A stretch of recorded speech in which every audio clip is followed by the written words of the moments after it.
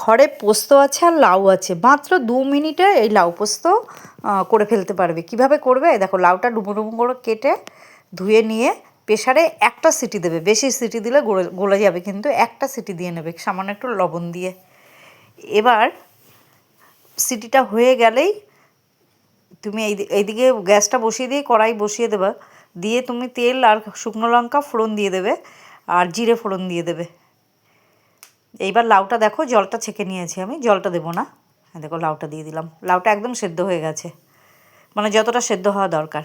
এবার তেলের মধ্যে নেড়ে চেড়ে নেবো ভালো করে, ভাজা ভাজা করে হলুদ দিয়ে দেবো।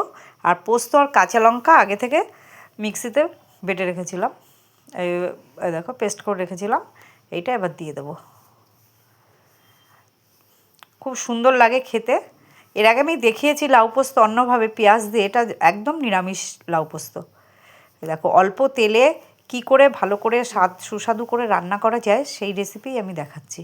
হ্যাঁ দেখো খুব সুন্দর হয়েছে। পোস্ত বাটি ধোয়া জলটা একটু দিলাম, পোস্তর যা দাম বাটিতে লেগে থাকলে ওটা না দিলে খুব খারাপ লাগে। এই দেখো এই 2 মিনিট আমি একটু ঢেকে রাখবো, হয়ে গেছে।